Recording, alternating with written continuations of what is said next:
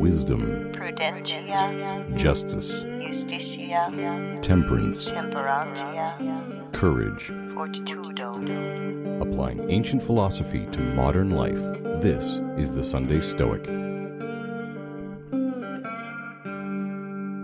Welcome to the Sunday Stoic podcast. My name is Steve. I am a husband, a father of a 4-year-old son, a teacher, and just a guy trying to live a better life and finding paths to that good life. And the path that I'm currently walking down is known as Stoicism, an ancient philosophy that originated in ancient Greece and continues to influence our world today, and I'm glad you joined us today. Before we continue, I want to let you know about something coming up on June 5th, 2021. That's Stoicon X Women. So it is a Stoicon X event about practical paths to flourishing and focused on Stoic women, and I think you should check it out. There's a line of speakers already lined up. You can check it out at eventbrite.co.uk. I'll put a link in the show description. And there's lots of speakers, including keynote speaker Sharon LaBelle, already lined up to speak at this event. I think it'll be really good. So make sure to check that out coming up this June. This show, of course, is brought to you by my patrons. They support the show by donating a few dollars a month at Patreon, www.patreon.com/SundayStoic, where you can get a Sunday Stoic Challenge coin for your participation, or prints, or even have discussions with me or other patrons as part of your reward. So you can check that out at patreon.com/SundayStoic. This week, I want to finish This week, we are going to finish the theme we started a few episodes ago. That's Cicero's Stoic Paradoxes, where he goes into these ideas of Stoicism that are often referred to as paradoxes because they're kind of unintuitive at first. And we've talked about several of those paradoxes already, and this week we are going to continue with the last three. And those last three paradoxes are that all fools are mad, the sage alone is free, and only the wise person is rich. Now, even if you are not that interested in Stoic theory, I think it's still important to understand some of the concepts in these readings and how they can apply to life.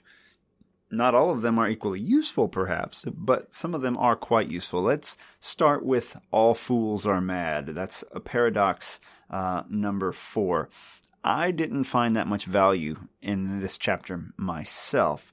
The idea being that unless you are a sage, you are somehow mad because you don't have complete wisdom. You're not there yet. And so we are all fools in some way, right? And you can read that one if you wish. I'm not going to quote from that one or anything. But I didn't find that one as useful or convincing as some of the other arguments. The second view is that the sage alone is free.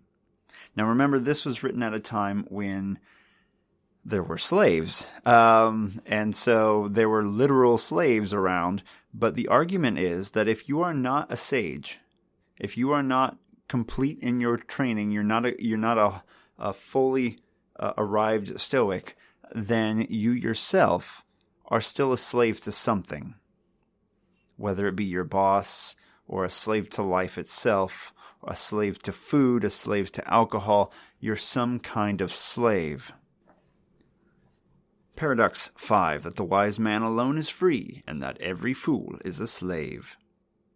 It has been said then by the most learned men, that none but the wise man is free. For what is liberty? The power of living as you please. Who then is he who lives as he pleases but the man surely who follows righteousness, who rejoices in fulfilling his duty, and whose path of life has been well considered and preconcerted, the man who obeys the laws of his country, not out of dread, but pays them respect and reverence because he thinks that course the most salutary, who neither does nor thinks anything otherwise than cheerfully and freely, the man, all whose designs and all the actions he performs arise from and are terminated in his proper self, The man who is swayed by nothing so much as by his own inclination and judgment, the man who is master of fortune herself, whose influence is said to be sovereign. He goes on to warn us about the things that enslave us, saying, "Let those elegances be so regarded as the playthings of boys, and not the shackles of men." And those of us that trade one of those items for a different one, so we trade money for power, or drink for self-improvement perhaps, he says, he desires not to be free, but to change his master.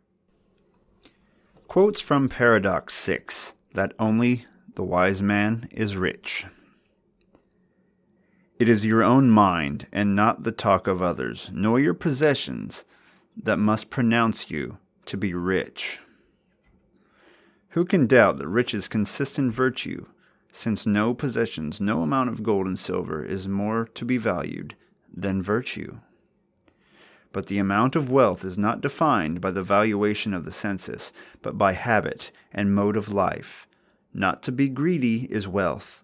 Not to be extravagant is revenue. Above all things, to be content with what we possess is the greatest and most secure of riches.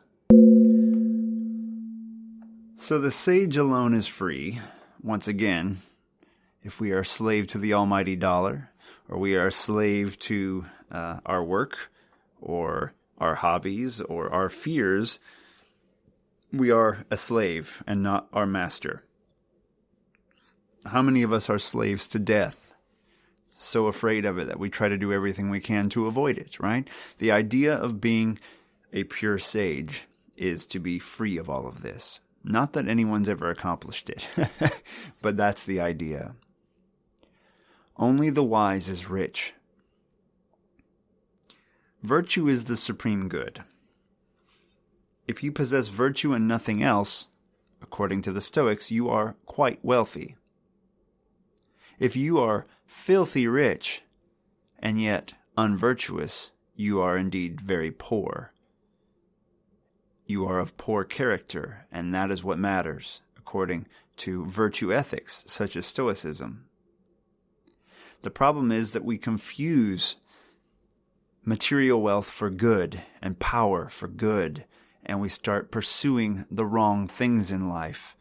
And we only realize when we're halfway up the wrong mountain that the peak we wish to climb is across the valley, and we have to undo much of what we've done our whole lives to get anywhere near the peak that we wish to ascend. That's the difficulty we have. It's too bad we didn't start this Stoicism thing when we were like 5, right? When we start doing this through midlife, it's pretty hard to turn that ship around and start sailing for a new port. But that's what we must try to do. At least maybe when the ship finally sinks, we'll be a little bit closer to the port we want to be at rather than the one which we are currently heading for. So those are the paradoxes of Stoicism as written by Cicero. Cicero, once again, an excellent source of information on Greek and early Roman Stoicism, because he's the oldest record we have of some complete writings about Stoicism, and he had access to all of those older works. So I think that's really good. He was a friend, of course, of Cato, who was sort of his inspiration for some of this. Now, Cicero, once again, not a Stoic, but someone who admired many aspects of Stoicism, but was a critic of some of them as well. I suggest you check out How to Be a Stoic, Massimo Pigliucci's blog. It has some older articles there where he goes into some of those writings in detail. So that's going to wrap up this show this week. I hope it was enjoyable. I really enjoyed being able to just concentrate on one thing to read instead of scrambling to put quotes together from different sources. It was kind of nice. So I hope you enjoyed it. I hope you're having a great week. And I hope you're able to take some of these thoughts that we covered today, meditate on them, meditate on how they apply to your life, and then turn your own ship around. Take that new path. Go towards the peak of wisdom. Remember that only the wise is rich. Only the sage is free. virtue is sufficient for our own happiness and is truly the supreme good. And if we can start living as if that's true, we may actually make some progress. Seize the day. Carpe diem. Thank you for listening to The Sunday Stoic. If you enjoyed the show, please subscribe, rate, and review The Sunday Stoic on iTunes. Become a member of the Sunday Stoic team, earn rewards, and be an integral part of the show by becoming a patron at www.patreon.com/SundayStoic. Contact the show by emailing sundaystoic@gmail.com or by leaving a voicemail at 501-503-3132. To find out more, visit www.sundaystoicpodcast.com. And as Steve always says, Carpe Diem.